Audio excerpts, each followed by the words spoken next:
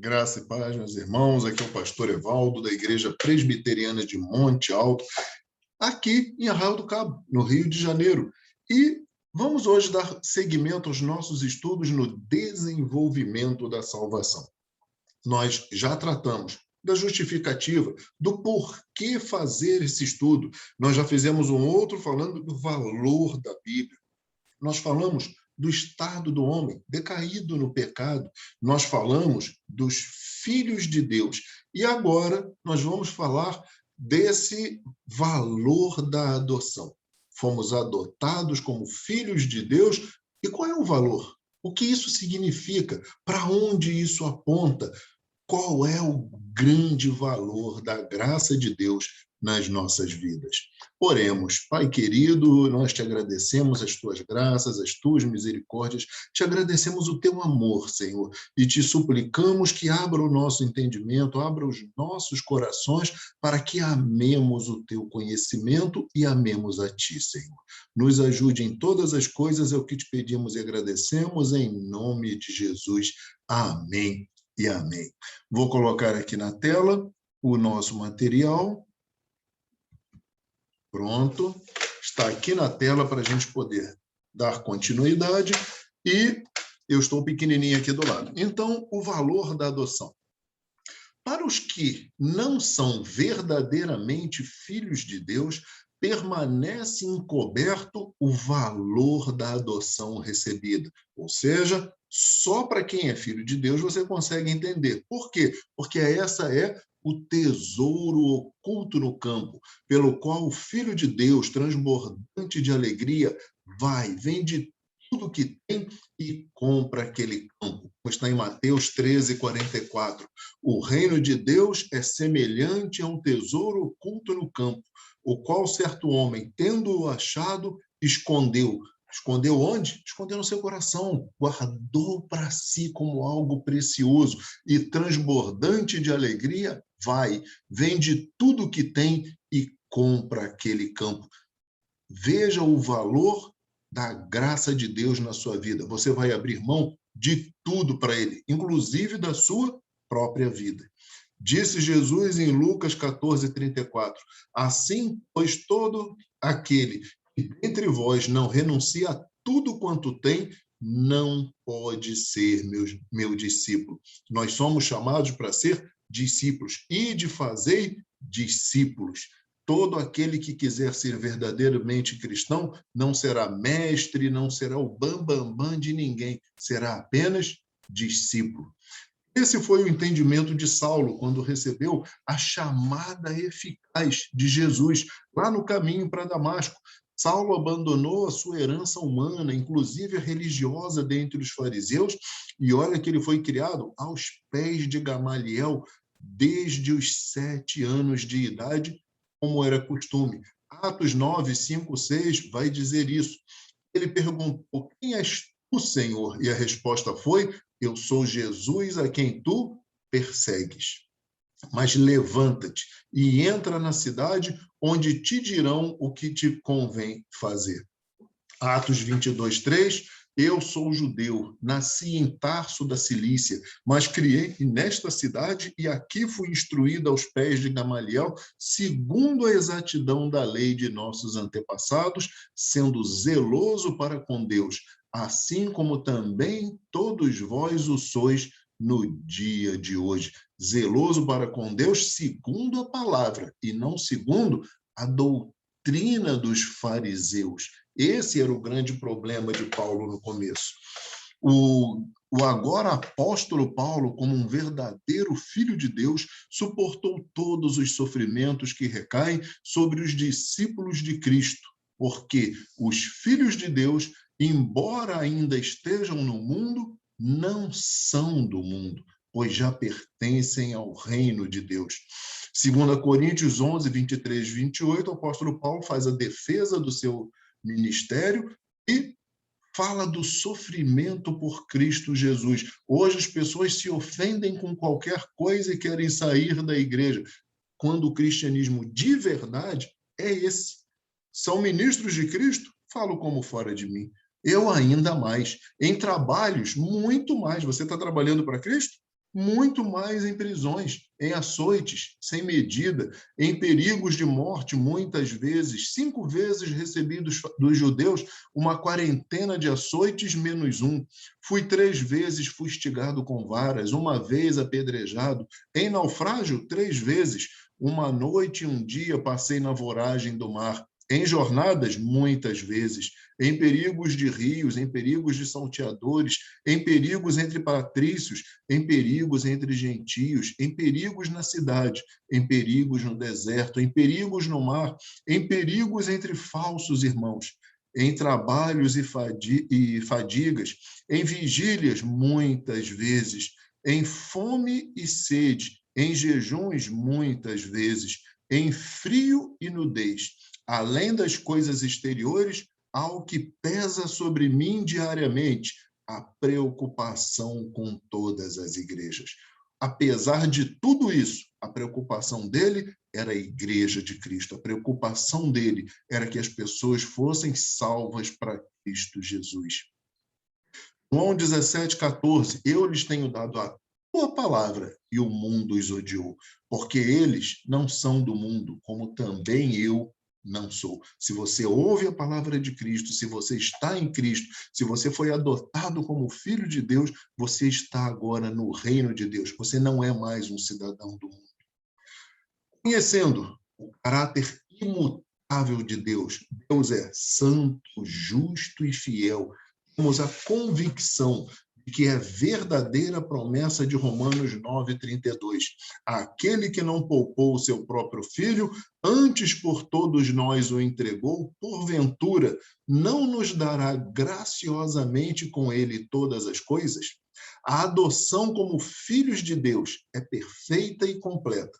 Porém, ela é gradual e progressiva, na proporção que, conforme adquirimos verdadeiro conhecimento de Deus, daí decorrem a verdadeira fé e o desenvolvimento da salvação.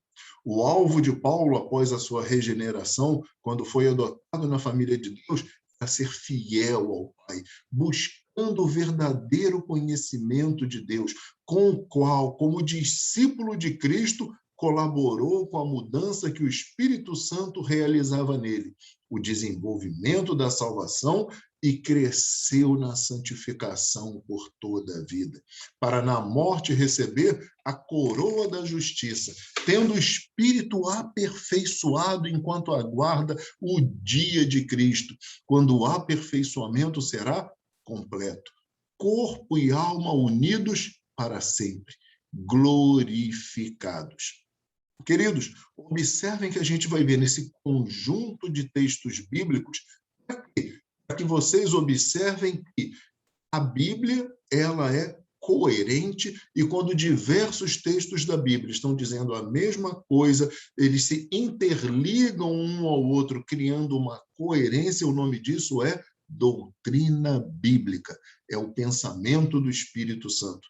João 3,3, a isto respondeu Jesus, em verdade te digo, que se alguém não nascer de novo, não pode ver o reino de Deus. Se você não nascer de novo como filho de Deus e continuar apenas como criatura, não verá o reino de Deus. Jeremias 9,24, mas o que se gloriar, glorie-se nisto, em me conhecer, saber que eu sou o Senhor e faço misericórdia, juízo e justiça na terra. Por causa destas coisas, me agrado, diz o Senhor. É dessas coisas que Deus se agrada. Você quer ser agradável a Deus? Misericórdia, juízo e justiça. Esse é o caminho. E quem quiser se gloriar, glorie-se no Senhor. É nele que está a nossa glória. Lucas 24:45. Então lhes abriu o entendimento para compreenderem as Escrituras.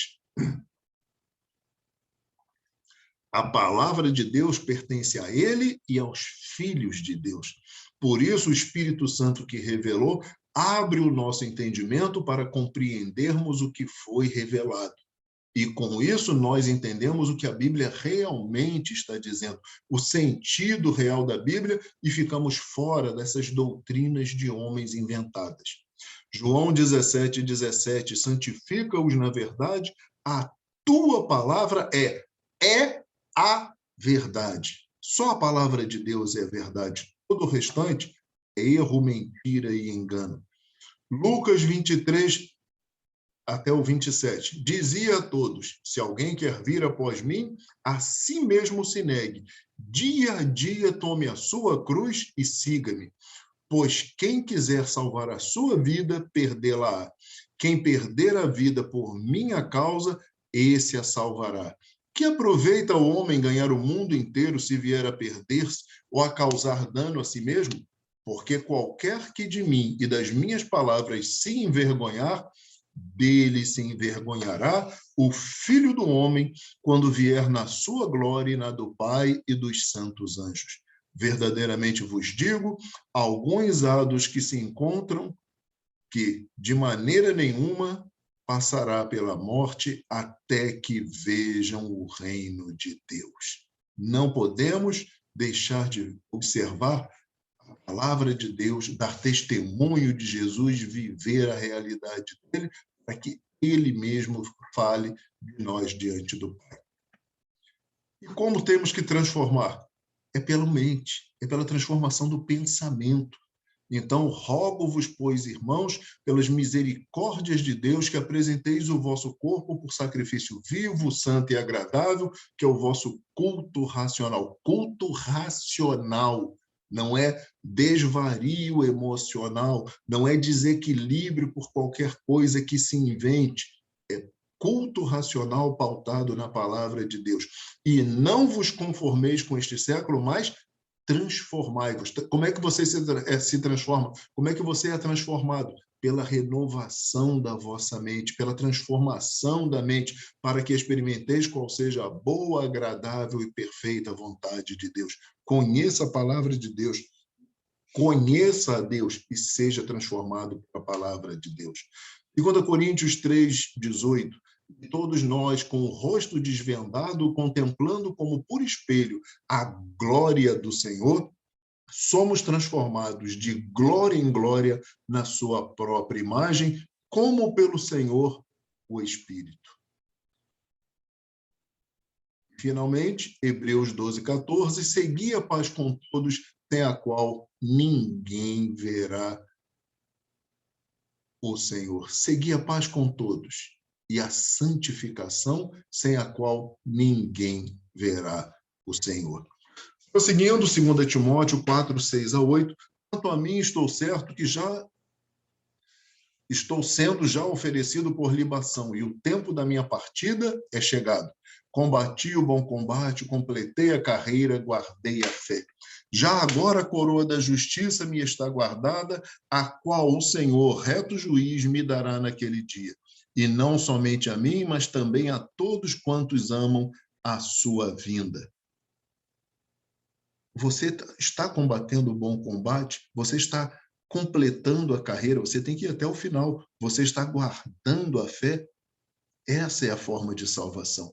Então, os justos resplandecerão como o sol no reino de seu Pai. Quem tem ouvidos para ouvir, ouça. Você é justo, você vai brilhar como o sol, assim como Jesus resplandeceu lá no Monte da Transfiguração. É para isso que somos chamados. Então, estando finalmente capacitados a toda a plenitude, estaremos aptos para gozar da promessa de Jesus de sermos um com Ele, assim como Ele é um com o Pai.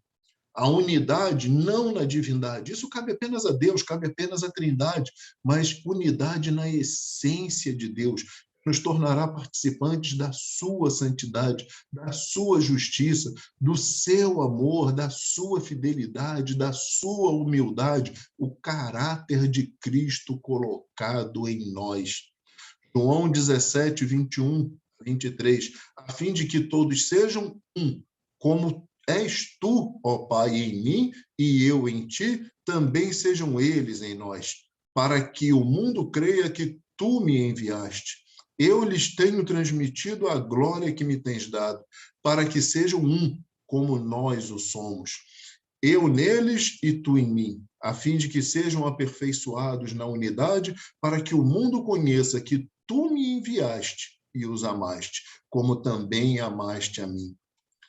1 Coríntios 6,17, mas aquele que se une ao Senhor é um espírito com ele. Você está unido a Deus? Você está ligado no Espírito de Deus? Não é você levar o pecado para cima. É a santidade de Deus descer até você, te humilhando e te transformando. Seja um com o Senhor. Apocalipse 3:21. Ao vencedor dar-lhe-ei sentar-se comigo no meu trono, assim como também eu venci e me sentei com meu Pai em seu trono. Prosseguindo, nisto residem verdadeiramente o poder e a glória de Deus. Você quer entender o poder de Deus? Você quer entender a glória de Deus? Esse foi o erro de Satanás e de seus anjos. Eles não entenderam, porque eles estavam movidos por orgulho, vaidade e soberba. Eles não compreenderam o verdadeiro caráter da divindade, vindo então a serem expulsos na morada divina, como está lá em Isaías 14, 12 a 14. Como caíste do céu, ó estrela da manhã, filho da alva, como foste lançado por terra, tu que debilitavas as nações. Tu dizias no teu coração, eu subirei ao céu, acima das estrelas de Deus, exaltarei o meu trono e no monte da congregação me assentarei. Nas extremidades do norte, subirei acima das mais altas nuvens e serei semelhante ao Altíssimo. Olha aí a raiz de pecado. O diabo caiu nisso querendo ser semelhante ao Altíssimo. E foi exatamente o que ele usou com Eva. Certamente não morrereis, mas sereis semelhantes a Deus. Quando você tem o propósito errado, o modo errado de chegar a Deus, querendo se fazer semelhante a Ele, é um grave pecado. Queridos, o verdadeiro poder de Deus o torna totalmente incomparável, inalcançável por qualquer uma de suas criaturas, mesmo os anjos. Está lá em Isaías 6:2, de onde derivam a sua majestade, a sua glória, o seu poder, é o atributo da sua santidade.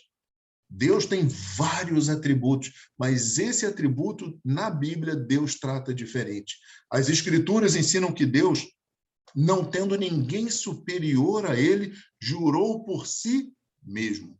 Sendo a santidade o atributo da essência de Deus, jurou por ela. Deus é o totalmente único e nada na criação pode alcançá-lo ou ser comparado a ele, pois tal desejo já é pecado. Um pecado de ingratidão e falta de amor a Deus. A santidade de Deus é caracterizada pelo seu amor e a sua justiça, que são os dois pesos da sua balança. Deus convida seus filhos para serem participantes da sua santidade. Vamos ver os textos bíblicos sobre isso, apontando para essa verdade. Isaías 6:2. Serafins estavam por cima dele. Cada um tinha 6 asas, com 2 cobria o rosto, com 2 cobria seus pés e com 2 voava. Esses serafins, seres angelicais maravilhosos, e não eram dignos, como diz o texto, cobria o rosto, não eram dignos de olhar para onde Deus estava, cobriam seus pés, não eram dignos de tocar o lugar onde Deus estava, e com 2 voava. Mesmo os seres angelicais não são dignos diante da santidade de Deus. Deus está muito acima de todos nós. Hebreus 6:13. Porque quando Deus fez a promessa a Abraão, visto que não tinha ninguém superior por quem jurar, jurou por si mesmo. Quando nós juramos, especialmente o judeu aprendeu bastante isso, você jura por quem está acima de você, como ensina a nossa tradição. Juro pela minha mãe, juro pelo meu pai, juramos sempre pelo que está acima de nós. Quem está acima de Deus? Não existe ninguém acima de Deus. Deus jurou por ele mesmo. E no Salmo 89, 35, Deus mostra um atributo que ele coloca como sendo extremamente importante. Uma vez jurei pela minha santidade, e serei eu falso a Davi? Deus não mente. Amós 4:2, jurou o Senhor Deus pela sua santidade, que dias estão por vir sobre vós, em que vos levarão com anzóis e as vossas restantes com fisga de pesca. Hebreus 12:10, como nós dissemos ainda há pouco, pois eles nos corrigiam por um pouco de tempo, segundo melhor lhes parecia. Deus, porém, nos disciplina para aproveitamento. Se você está sendo disciplinado por Deus, é para aproveitamento, é para que você se aproxime dele, a fim de quê? A fim de sermos participantes da sua santidade. Se você está sendo provado, se você está sendo disciplinado por Deus, é para que você possa se aproximar dele, aproximar-se e participar da sua santidade. Então, queridos, Deus prova e disciplina aqueles a quem ama, para moldar seus filhos adotados ao exemplo de Jesus. Sua força é pouca e quer passar logo pela prova e pela disciplina, então aprenda rápido o que Deus quer te ensinar, colabore com a transformação que o Espírito Santo quer fazer no seu caráter, na sua essência, a fim de que você seja participante da santidade de Deus. Quantas pessoas nós vemos que estão há 10, 20, 50 anos na igreja, sofrendo, porque não se aprofundam na palavra de Deus, não conhecem o Deus revelado na Escritura e, com isso, não conseguem se aproximar de Deus e ter verdadeira comunhão com Deus e viver na completa dependência de Deus. Conheça o seu Deus. Deus quer te ensinar? Aprenda. Deus está te conduzindo na Escritura? Leia. Siga a disciplina de Deus para aproveitamento. Queridos, fomos levantados por Deus para sermos segundo a sua própria essência e a verdadeira imagem e semelhança de Deus, e aí seremos assentados em tronos e receberemos coroas. Porém, por termos o verdadeiro entendimento de Deus, jamais desejaremos que o foco esteja em nós, nunca agindo com arrogância, mas sempre prostrando-nos diante de Deus e depositando aos seus pés as nossas coroas, pois somente Ele é digno de toda honra, toda glória, todo louvor, toda exaltação, toda ação de graças, toda majestade, e o nosso prazer estará em sermos participantes dele.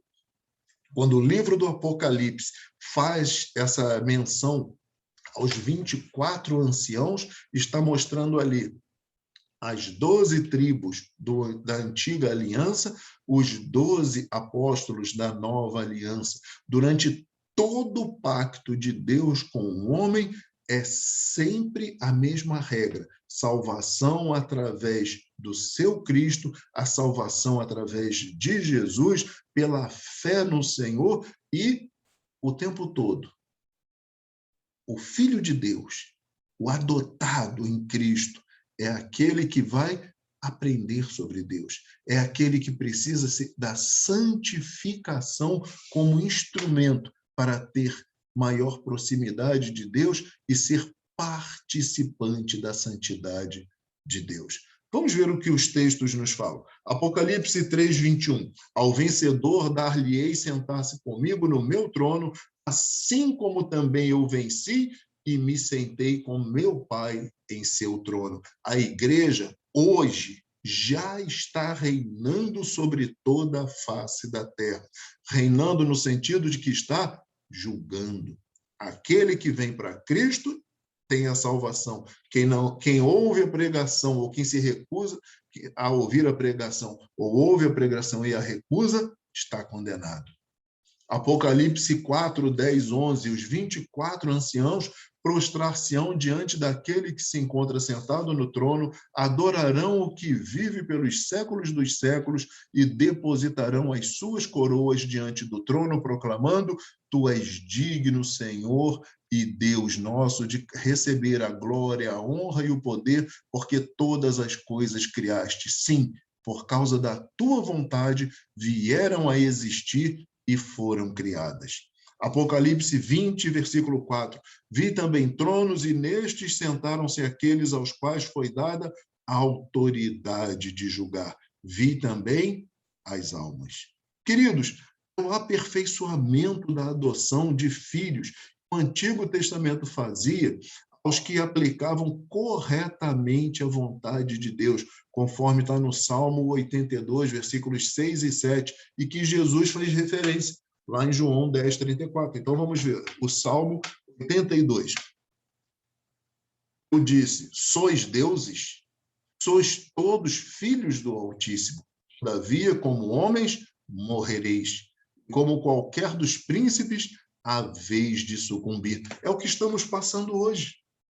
Em Cristo, nós somos aproximados dele. Somos feitos filhos do Altíssimo, mas ainda somos homens. Até que Jesus venha, vamos morrer.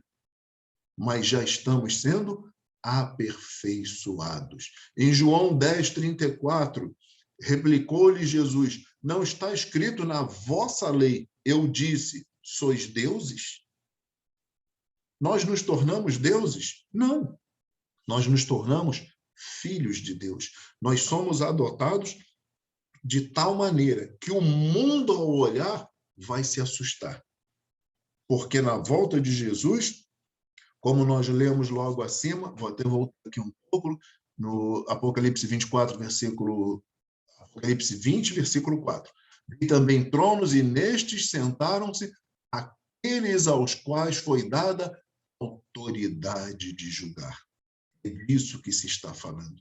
Nós receberemos autoridade para julgar lá no juízo final. Vamos nos assentar no trono dele para julgar, como hoje já julgamos quando há salvação ou não há salvação, quando a pregação é aceita ou não é aceita, quando há conversão e quando não há conversão. E prosseguindo, nosso prazo é curto. Explique-se os dois pesos da balança de Deus que caracterizam sua santidade, o seu amor e a sua justiça. A santidade de Deus é reconhecida pelo seu amor e pela sua justiça. A santidade de Deus o faz separado de toda a sua criação, mas não de uma maneira egoísta, nem com orgulho, vaidade, soberba, como foi com Satanás e seus anjos. A santidade de Deus é amorosa. O Senhor quer que sejamos participantes dessa santidade, uma santidade amorosa, santidade que se importa com os menores, com os mais fracos e também com os perdidos. Dessa forma, ele nos deu acesso a essa santidade amorosa através do pacto da graça, fazendo-nos seus filhos, e com isso, derivando da santidade amorosa de Deus, passamos a refletir também os seus demais atributos que foram comunicados ao homem. Ainda em vida, devemos alcançar em algum grau a santidade amorosa de Deus, conforme vai ser tratado mais adiante. Mas, finalmente, a justiça de Deus não pode deixar de ser aplicada, pois não há perdão para Satanás e seus demônios que pecaram sem nem sequer ter quem os tentasse. Não existe o diabo do diabo. A mesma condenação se aplica aos homens que permanecem em desobediência a Deus, apesar da pregação do Evangelho. O caráter de Deus é imutável. Ele é bom, mas é justo, e julgará todos os que afrontam a sua santidade. Por isso ele enviou o Espírito Santo para convencer o mundo do pecado, da justiça e do juízo. Como está lá em João 16:8. João 16:8. Quando ele vier, convencerá o mundo do pecado, da justiça e do juízo. Você compreendeu? Você entendeu o grande valor da adoção como filhos de Deus? Você percebe toda uma jornada que se abre nas nossas vidas? Você percebe a porta que foi aberta? Você percebe que você agora é chamado para refletir a glória de Deus sobre todo o mundo, você percebe quem o Senhor nos torna diante de toda a humanidade, como somos recebidos diante dele. Colabore com essa ação do Espírito Santo de Deus na sua vida.